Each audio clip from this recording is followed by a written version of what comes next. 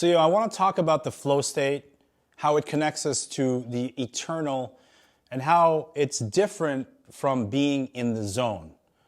Now, some of this can get a little hippy-dippy, so let me establish a framework that's a little bit more grounded. So, what do I mean by flow states connects us to the eternal? For this, let's talk about mortality and the passage of time. Our awareness of our mortality is directly connected to our awareness of the passage of time. And this can be a great source of anxiety for very many people. No one wants to die. In flow states, time almost literally flies. Flow states detach us from this awareness of time passing. In a pragmatic sense, flow states relieve us from the anxiety produced by our awareness of time passing and thus from our own mortality. And in this sense, although it's a little bit poetic, our momentary ignorance of time passing connects us to that which is eternal or unaffected by time. So how is this different from being in the zone? Well, it's my opinion that being in the zone doesn't relieve us of this awareness of time. It is often objective-based or goal-oriented. For example, a fighter may be in the zone based on his acute awareness that the clock is literally ticking, and this urgency may drive his or her performance towards positive or negative outcomes. In any case, it is based on a task or objective or outcome. Now, I'm a content creator, a very high frequency one. I make a lot of videos. And in the editing process, I differentiate when I'm in the zone and when I'm in a flow state based on the finality of the edit. Sometimes this is based on an understanding of when the video should end.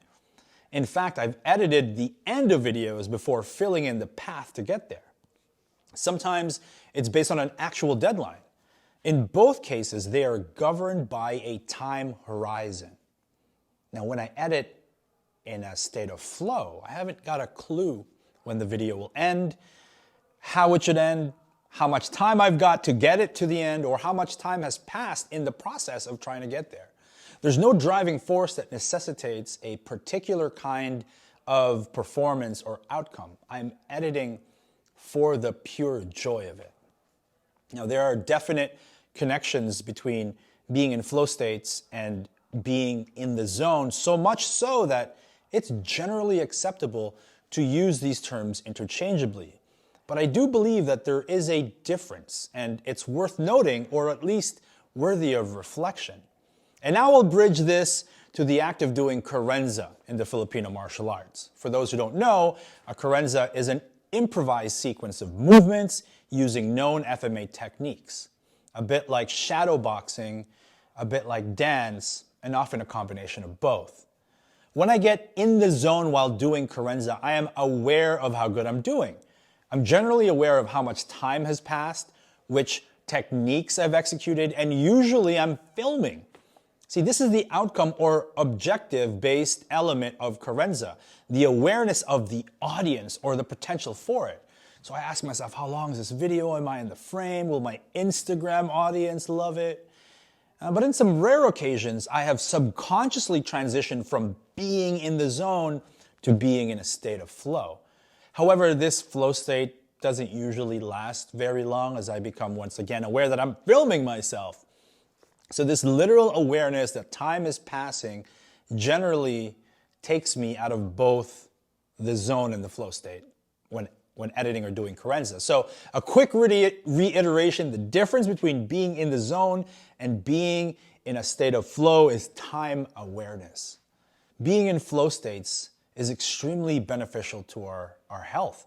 And whether or not you want to view it as being a catalyst to connect to the universe or to the eternal or divine, or if you simply want to view it from its pragmatic health benefits, it's important to understand that it all begins with finding an activity that we enjoy. It doesn't even need to be a passion, because identifying what we're passionate about might be difficult, and it requires this needless definition of something that can otherwise just simply be enjoyed. It can be attained while playing Legos, for example, or fighting another human being. It can be attained while painting or fishing. See, our world can be viewed as an endless well of in the zone or flow state opportunities. But one thing's for sure, our ability to manufacture moments to get in the zone or to elevate our existence into states of flow is a wonderful pursuit and really worth chasing. So that's all I got for now. Thank you for listening.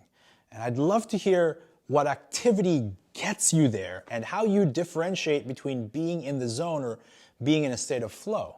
So leave a comment below or simply leave me a thumbs up to let me know that you've been here, and I will see you hopefully next time. Peace.